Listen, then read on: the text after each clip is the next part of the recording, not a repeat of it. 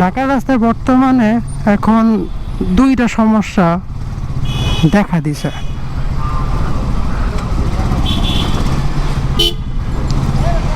একের হইছে গিয়া এই প্রবলেমটা, এই যে ভাঙা চোরা জায়গায় জায়গায় এদের ঠিক করার কোনো নামগন্ধ নাই।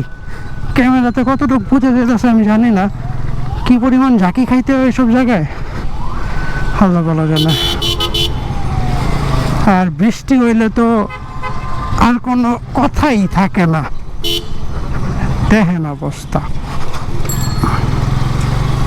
আর বালু তো ফ্রি, একদম সাজেকের ফিল।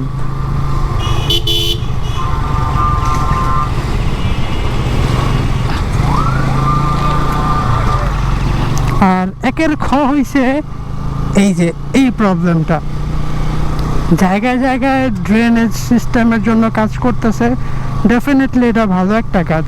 বাট ভাই আপনারা একটা রোড ধরে একটা রোডে শেষ করেন, মানে সব রোডের কাজ ওনাকে একসাথে ধরতে হইব অ্যান্ড পুরো একদম অবস্থা খারাপ করে দিব পুরো এরিয়ার। পুরা উত্তর সিটি কর্পোরেশনে কি অবস্থা আমি জানি না, বাট পুরান ঢাকার অবস্থা একদম বাজে, একদম। অফিস আওয়ার শেষ, এই কারণে ফ্লাইওভারেও গাড়ির চাপ। অ্যান্ড এই যে একে ফিটনেস নাই, এরাও কোনো দিন ভালো হইব না। জায়গায় জায়গায় থামাথামি পায়ে তো দিছে, আবার টান দেখা যায় দেখানের লেগা নাকি এমনি মনটা চাইছে দিছে মনে হয়। যাই হোক, ওই যে কি করতেছে মানে ভাই কি কম হয়ে করে। হ্যাঁ রে,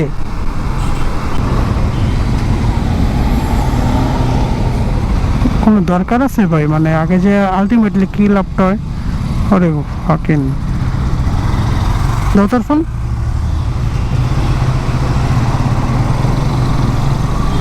একটা জায়গায় থামাথামির কোনো ই নাই, আগেই যেতে হইব।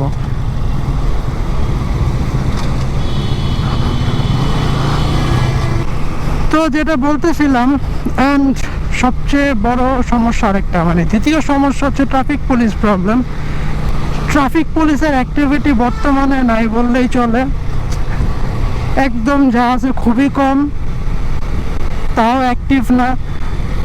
রোডের শৃঙ্খলা তো নষ্ট হয়েছেই, সাথে জ্যাম ঢাকাতে ছিল, আগেও ছিল, এখন অনাকাঙ্ক্ষিত জ্যাম দেখা যায়। মানে দেখা গেছে একটা যে জায়গায় ট্রাফিক থাকার কথা ওই জায়গায় না থাকার কারণে ওই জায়গায় তো প্রবলেম হইতেছেই, সাথে সাথে অন্য একটা রোডের যা প্রবলেমটা দেখা দিতেছে। আর এটা হওয়াটা খুবই নর্মাল একটা ইস্যু। এই হচ্ছে ঢাকার বর্তমান দুইটা সমস্যা রাস্তার মধ্যে, যার কারণে আমার মনে হয় নগরবাসী অনেক প্রবলেমই ফেস করতেছে। যাই হোক, এই ছিল আজকের ব্লগে।